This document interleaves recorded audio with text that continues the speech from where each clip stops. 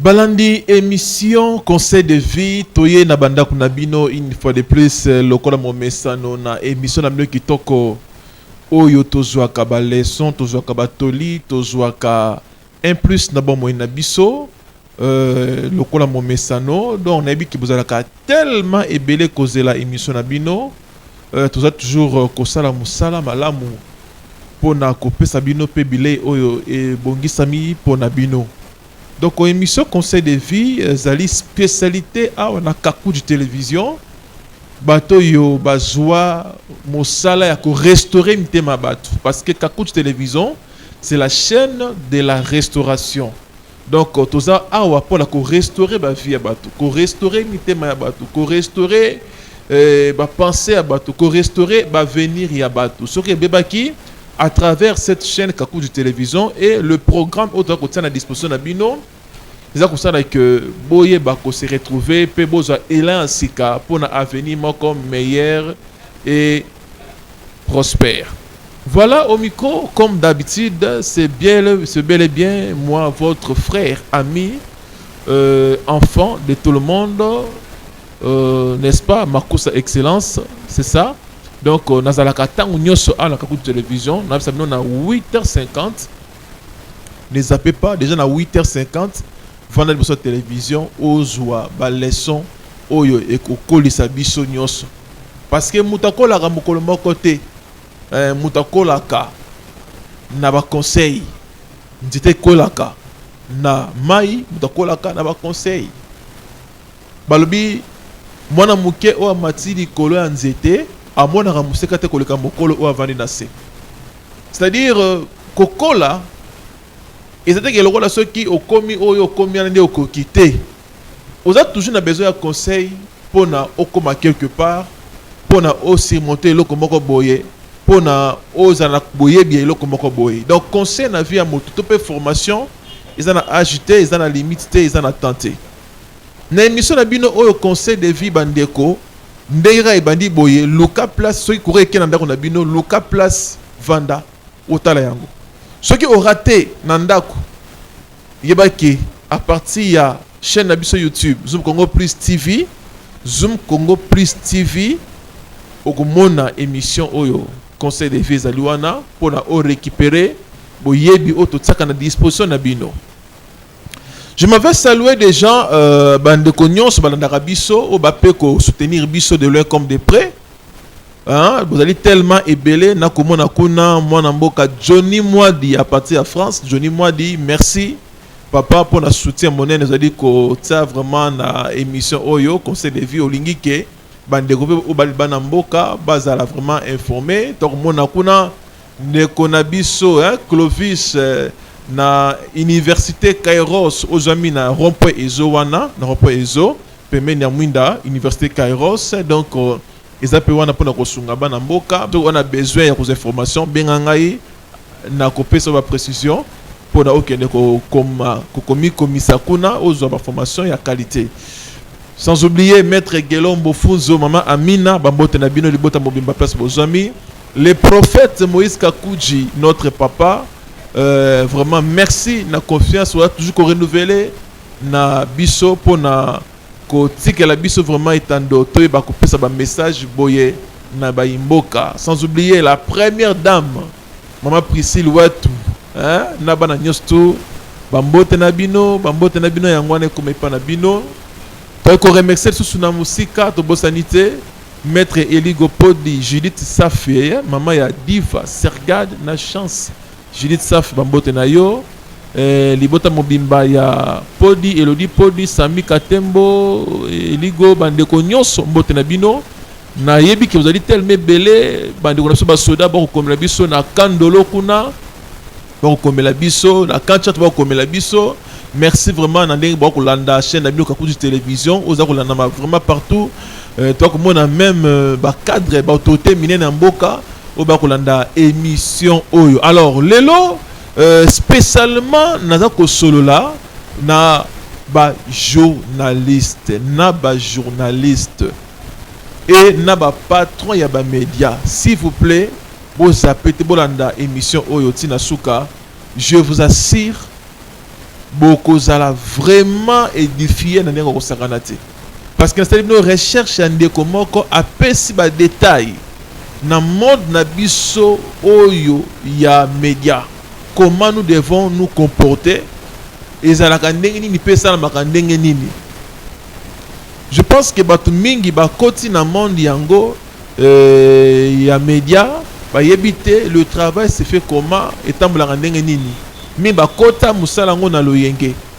Okoti otangi classe mais oyebite okubanda wapi pe okosukela wapi.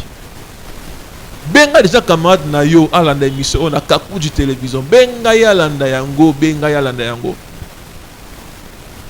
Chaque jour à 8h50 puis les après-midi des gens à partir de 16h vous avez des gens déjà dans la télévision. Après il y a 16h na 4 wana titre ma 17h 17h30 au mona toi kozongi ça émission na bino conseil de vie.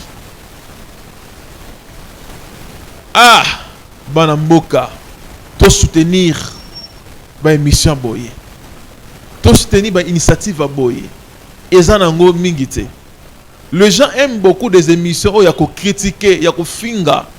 Mais ba émission éducative oza ko mema un plus na vie à batou. Les gens pensent que wana tali passe temps. Non. Émission ndengo il faut ko soutenir. Pe to ko zo ba testo ya batou ebele. Je profite déjà de cette occasion pour na ko yebisa bande ko nyonso o balingi ba komela biso. Bossele la biso hein, SMS na WhatsApp okomika ka conseil de vie. Sombra okomika conseil de vie na WhatsApp okomika conseil de vie. Toi la rubrique moko totie oyo to ko pesa bino nzela à partir ya ba téléphone na banda ko na bino. Bossele la biso vidéo ya conseil ya domaine songolo pakala. Alors tolingi to créer groupe wana conseil de vie. Hein? Conseil de vie. Groupe wana est unique mara pona ko pesa ba toli na ba domaine ya vie, na ba domaine ya vie, ba domaine ya vie. Soko sepeli kokota na groupe na biso to ko créer conseil de vie. Sala nga message na numéro oyo ya Tigo o ezali wana okomika ka conseil de vie bonjour. On se présenter comme ça to kotisio to ko bana ko sala ba système ya ba rubrique ya binone na banda bo bana ko pesa biso ba conseil par rapport à sujet autre bala ko exploiter na journée. Ce qui le but trop le bela boyer déjà to salibino ba SMS pour na déjà ba depuis vos maisons bo sala biso ba vidéo ya WhatsApp pour na to le kisango na moment opportun na émission na bino conseil de vie. Dans le but l'autre sujet trop le bela. Ils dit sujet moko très important aux côté la domaine na biso ba journaliste. Yo journaliste, yo patron ya magazine, yo patron ya chaîne, yo cordon, yo nan aux na domaine audiovisuel na bondelio pe na sengi na yo olanda émission na bokebi. Na koloba mingi te. To tiki bilili image on a sali no recherche été ya biso nyonso. Été ya yo, été ya nga, été ya biso nyonso. Objectif ya émission o ezali to sungana. To pesa na batoli. Pona toza na Congo moko fort Congo mo ya bato o mitu eza ko sala so po sepeli koleka na émission oyo o intéressé yo na domaine nyonso oyo za ozali maître avocat olingi o éveiller ba congolais par rapport ya domaine na yo appelez-nous troyamba yo ozali pasteur olingi o éveiller bana na nzambe par rapport ya likamoko songolo appelez-nous troyamba yo ozali professeur, ozali docteur, olingi o éclaircir bana peuple congolais, hein, na domaine moko songolo benga biso to yamba yo. Donc l'émission est là pour prodiguer que des conseils enfin que tout dans la nation moko oyo ya mibatu mitu eza ko sala. Tu remarquer que congolais a beaucoup plus de notion ko tangate ata okomele eloko akutangate le mieux ali nanzela ya média boye to transmettre boye binabiso na bandeko na ba génération au batikali.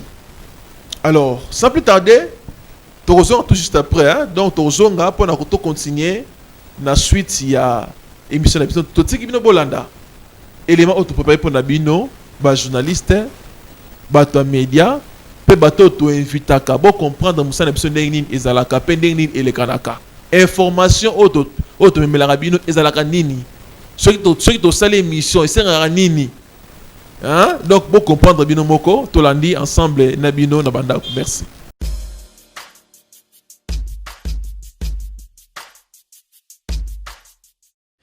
Alors, petite présentation rapide. Donc, je m'appelle Édouard Maire, j'ai été journaliste pendant environ 10 ans. J'ai eu une carte de presse de 2000 à 2012. Et j'ai travaillé dans la presse spécialisée en nouvelles technologies. Donc, d'abord pour de la presse papier, ensuite pour la presse web.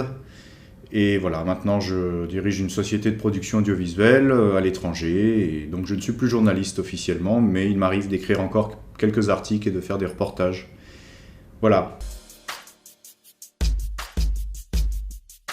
Toutes les personnes qui sont journalistes et pendant quelques années, on comprend assez rapidement quand on est dans un média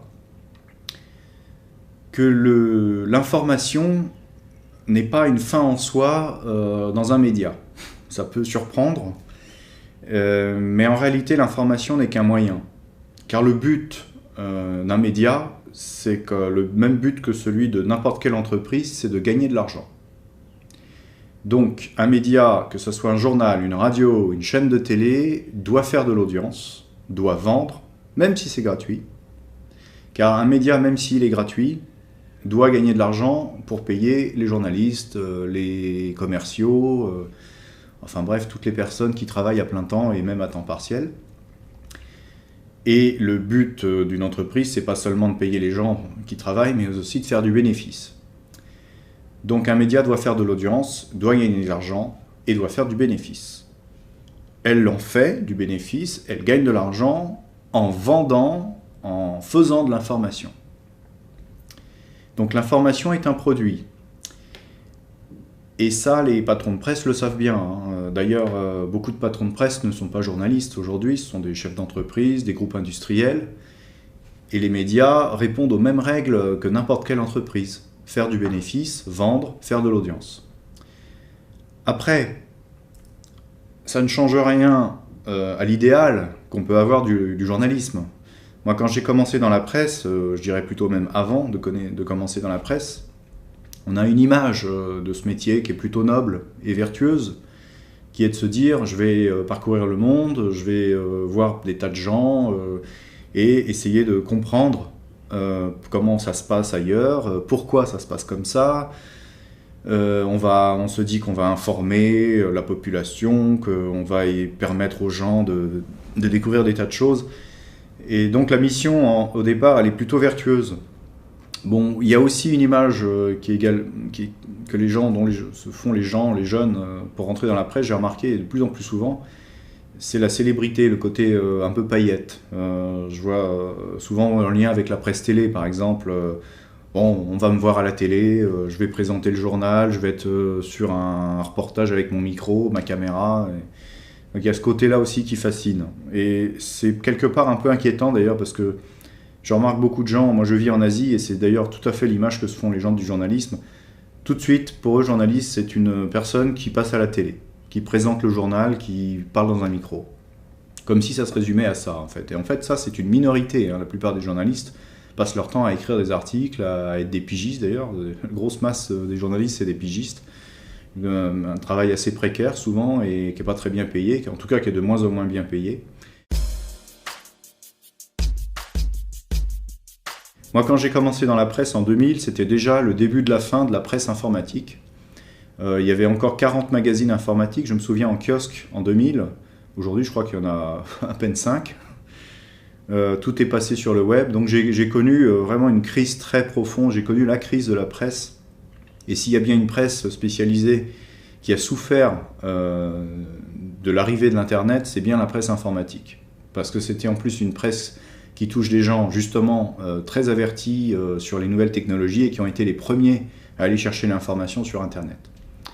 Donc, tout naturellement, moi j'ai fini par travailler à 01net. J'étais dans un groupe de presse qui s'appelait le Groupe Test, et j'ai terminé sur 01net.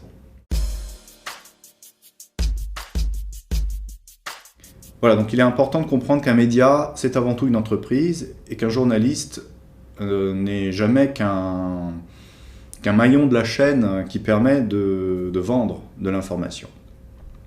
Une fois qu'on a compris ça, on a compris aussi qu'il fallait orienter ces informations, ces articles, ces reportages sous un angle précis qui va amener le lecteur à lire de plus en plus, à en vouloir davantage et tout ça. Donc l'information est un produit, hein, c'est un produit marketing qu'on essaie de vendre. Et d'ailleurs, dans les écoles de journalisme, on vous l'apprend assez rapidement, ça. Moi, je me souviens d'un exercice qu'on avait à faire, c'était de donner des titres à des textes. En fait, ils prenaient des articles, les professeurs, ils enlevaient le titre, il fallait réinventer le titre. Et je me souviens, une fois, c'était un texte qui relatait un fait divers, c'était l'attaque d'un fourgon blindé de banque, et il avait été attaqué par des gens qui l'avaient carrément détruit au lance-roquettes. Et j'avais, moi, titré l'article par « Attaque d'un fourgon blindé, 2 morts ». Et mon professeur me dit « Il est un peu fat ton titre, 2 morts, on s'en fout, il y a des morts tous les jours ». Je lui dis « Ouais, mais enfin quand même, il y a 2 morts, 2 personnes qui se sont fait tuer à Marseille ». Il me dit « Oui, mais bon ». Il me dit « Tu devrais plutôt mettre attaque au lance-roquettes d'un fourgon blindé ». Parce que l'attaque au lance-roquettes, on était en 2001, hein, 2000, c'était encore assez rare. Et il disait, voilà, ça c'est croustillant. Attaque au lance-roquettes. Et en plus, ça te permet de faire une envolée à la fin de l'article sur comment des gangsters peuvent se fournir en matériel militaire. Et là, j'ai commencé à comprendre. Je me suis dit, ah oui, en fait, c'est pas le nombre de morts qui compte dans l'information, c'est le sensationnel, le lance-roquette. Et tout est comme ça, en fait. Et je parle pas seulement de la presse généraliste, parce que là, c'était... Mais toutes les presses fonctionnent sur le même modèle. Audience, sensation, affectif aussi, et proximité. Proximité, c'est important. Je vous donne un autre exemple. Et là, j'étais pas journaliste, j'étais adolescent. Je me souviens c'était en 90, on était en vacances avec des amis, et une amie, justement, lit le journal, et elle fait « Oh !» Elle fait tiens, il y a eu un charnier qui a été découvert en Roumanie. C'était le charnier de Timișoara, je crois. Et il y avait des centaines, peut-être, oui, des centaines de morts découverts dans un charnier. Et elle fait ah, tiens, bon. Et quelques minutes après, je l'entends dire oh mon Dieu, il y a Michel Berger qui est mort. La réaction était beaucoup plus choquée sur Michel Berger que sur le charnier de Roumanie, quoi. C'est juste une chose, c'est que les gens se sentent plus proches de Michel Berger que du charnier en Roumanie. Pourtant, le charnier en Roumanie est quand même bien plus terrible. Mais c'est une règle de proximité. Un journal a tout intérêt de faire sa une sur la mort de Michel Berger que sur le charnier en Roumanie. D'ailleurs, c'est ce qui s'était passé. Le journal avait mis en une Michel Berger. Voilà, donc ça, c'est une règle aussi en journalisme. Il y en a plein d'autres, mais en fait, vous comprenez assez vite quand vous êtes journaliste que les règles du journalisme sont ni plus ni moins que des règles du marketing. Si vous avez un diplôme de marketing en école de commerce, vous pouvez être journaliste. Il y a souvent une période de pige, les pigistes, hein, qui n'est pas mauvaise en soi, puisqu'on apprend souvent son métier en étant pigiste. Ça apprend un peu l'humilité aussi, puisque c'est un travail de longue haleine, de dure haleine. J'ai parfois connu des journalistes qui n'avaient jamais été pigistes. C'est quelque part un peu dommage, parce que c'est des gens d'abord qui ne comprennent pas les pigistes. Le pigiste est un métier précaire, difficile, de terrain par contre. Et souvent les pigistes sont bien meilleurs journalistes que ceux qui n'ont jamais été, parce qu'ils connaissent le terrain. Voilà. Et de toute façon, moi personnellement, je conçois pas le métier de journalisme au bureau. Ça m'a toujours, pour moi, un métier de journaliste a toujours été un métier de terrain, d'extérieur. Pour moi, l'image même du journaliste, c'est la personne qui n'est jamais au bureau. C'est-à-dire qui est toujours sur le terrain, avec les gens, en train de rencontrer les gens. Et c'est pour ça que j'ai bon, même si je n'ai pas connu cette époque, puisque ça remonte à loin, mais j'ai une nostalgie quelque part pour les gens qui étaient les premiers journalistes et qui n'étaient pas des journalistes. Ça, c'est important de le dire. Avant 1945, les journalistes, c'était des écrivains. Et pourquoi ? Parce que les journaux avaient besoin de gens qui étaient sur place. Et comme on n'avait pas les moyens de communication aujourd'hui, comme Internet, l'avion et tout ça, Quand on envoyait un journaliste sur place, ça coûtait cher, évidemment, ça prenait surtout beaucoup de temps, et du coup, les journalistes qui partaient, ils partaient 3 mois, ils partaient pas 2 jours. Donc pendant 3 mois, ils avaient le temps de s'imprégner de la vie locale, de comprendre un peu comment ça se passait réellement. Alors que maintenant, vous envoyez une chaîne de télé d'infos continues, on voit un gars à New York, il reste 2 jours et il revient, quoi. Il n'a rien vu de New York, il ne connaît pas New York, il parle parfois même pas forcément bien la langue. Alors, ne parlons même pas de l'Asie, de la Chine, où alors là, en plus, beaucoup de journalistes ont des préjugés sur beaucoup de pays. Ça, c'est l'autre point auquel il faut faire attention, non seulement quand on est journaliste, mais quand on regarde les médias en tant que lecteur. C'est que c'est pas parce que vous êtes journaliste que vous êtes plus objectif qu'une personne lambda. Et ça, on n'y peut rien parce que les journalistes sont des humains. On a des idées préconçues sur plein de choses. Même si on veut être objectif, on a forcément des préjugés, on a forcément une idée derrière la tête. Et souvent, quand un journaliste part en reportage, il sait déjà ce qu'il va dire. De toute façon, sa rédaction lui dit déjà ce qu'il va devoir dire. Parce que souvent, ça se passe comme ça. Vous avez bon, pour les chaînes de télé, c'est encore pire, parce qu'eux, ils ont déjà leur grille de programme qui sont faites sur l'année entière. Donc, ils commandent les émissions, les reportages, les documentaires à l'avance. Donc, tout est programmé, tout est formaté. Même le documentaire, il est formaté, il est déjà anglais, quoi. Et on a en plus ce qu'on appelle en presse les marronniers, c'est-à-dire des sujets qui sont récurrents et qui reviennent tous les ans. Vous avez toujours des documentaires sur la Chine, vous avez toujours des documentaires sur les favelas au Brésil, vous avez des documentaires sur toutes ces choses-là, reviennent tous les ans, et c'est toujours la même chose qu'on raconte. On raconte toujours la même chose. Si vous faites un reportage sur la Russie, vous allez faire un reportage pour dénoncer le régime non démocratique de Vladimir Poutine. Si vous faites un documentaire sur la Chine, vous allez dénoncer le manquement aux droits de l'homme, le Tibet, les enfants qui travaillent dans les usines. Voilà, c'est toujours pareil en fait. Et donc du coup les journalistes souvent partent avec un a priori, ils reviennent avec un a priori, ils sont allés chercher les images qui vont étayer l'a priori. Et je peux vous dire que c'est facile parce que moi j'ai fait pas mal de documentaires, de reportages. Je peux vous dire qu'on peut faire, avec un bon montage, on peut faire croire ce qu'on veut dans une vidéo en partant avec de vraies images. Mais si vous sélectionnez les bonnes images, si vous filmez au bon moment, vous arrivez à faire passer n'importe quel message dans un documentaire, même de bonne foi. Des tas de journalistes font des documentaires de bonne foi sans pour autant dire, on va dire, la vérité. Donc c'est humain. Et pour arriver à se détacher de ces a priori, c'est difficile parce qu'il faut d'abord faire un travail sur soi, écouter, partir du principe qu'on n'a pas raison. Ça, c'est pas évident pour beaucoup d'occidentaux. Et puis oui, écoutez. Mais le problème en journalisme, c'est que même si vous n'avez pas d'a priori, enfin, disons que même si vous êtes ouvert aux idées nouvelles, ça sera difficile parce que de toute façon, derrière votre rédaction ou le média qui va diffuser le reportage va relire, revoir votre sujet. Et il n'est pas rare que des réalisateurs de documentaires voient leur sujet remonter une seconde fois par la chaîne, parce que bon, il faut que ça rentre dans les cases, il faut que le sujet soit traité sous un certain angle. Et puis il y a des sujets dont on ne peut pas parler à la télévision, ou des sujets un peu tabous, relatifs à l'histoire de la France ou autre chose.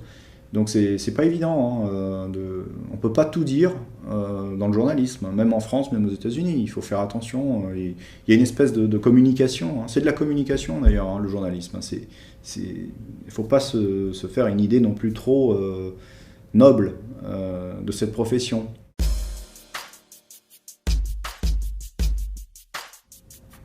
Internet est un média capable du meilleur comme du pire. Mais j'ai envie de dire, on peut dire ça de n'importe quel média, même la télé, capable du meilleur comme du pire, la radio aussi. J'entends souvent les médias traditionnels critiquer Internet depuis le début, en disant oui mais bon, sur Internet, vous avez lu ça sur Internet, mais bon, Internet c'est pas crédible, c'est pas des journalistes professionnels, il y a tout et n'importe quoi sur Internet. Oui, mais le problème c'est qu'on peut dire aussi ça de tous les médias classiques. Moi, je vois des tas d'erreurs qui sont commises, des fautes qui sont diffusées à l'antenne, dans des journaux, même du 20h, des choses fausses, des faux pourcentages, des faux chiffres, des informations qui ne sont pas toujours vérifiées, et qui sont passées à des heures de grande audience dans des journaux. Et c'est pas Internet. Et pourtant, les journalistes sont des professionnels, et il y a des tas d'exemples comme ça. Alors, la crédibilité d'Internet est franchement, pour moi, n'est ni moins bonne ni meilleure que celle des médias classiques. En revanche, je pense qu'Internet est pas mal parce que ça donne la parole à beaucoup de gens, à quasiment tout le monde. Et j'ajouterais que Internet a permis aussi de faire renaître ce qu'était le journalisme à la base. C'est-à-dire des journalistes, c'est-à-dire des gens qui ne sont pas journalistes à la base, mais qui savent écrire, qui n'ont pas d'a priori, et qui ont envie de faire partager des connaissances, voire une passion pour un sujet. Et c'était ça les journalistes au départ, les journalistes. C'était des gens qui étaient dans des pays, qui connaissaient les pays, qui n'avaient pas d'a priori, qui avaient une bonne plume, qui savaient écrire. Et il y a des tas de gens qui écrivent des blogs passionnants, très instruits, et qui ne sont pas journalistes, mais qui le sont sans le savoir. C'est un peu comme les gens que vous savez qui sont chrétiens et qui ne croient pas en Dieu, mais qui sont chrétiens sans le savoir aussi. Et ben là, c'est pareil.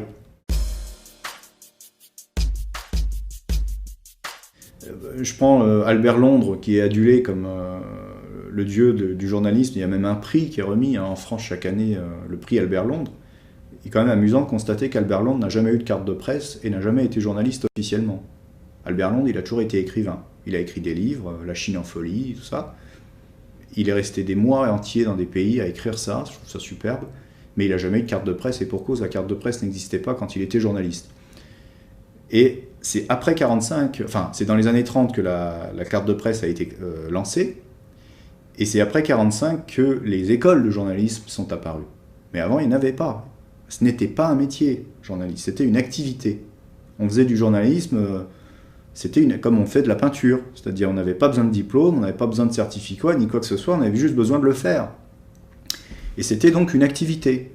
C'est après 1945 que ça s'est institutionnalisé et que c'est devenu une espèce de corporation, d'organisation, avec un label, une carte de presse, des journalistes titulaires, professionnels, mais qui finalement ne sont pas plus compétents ni plus professionnels au sens compétence du terme que leurs maîtres du début du siècle.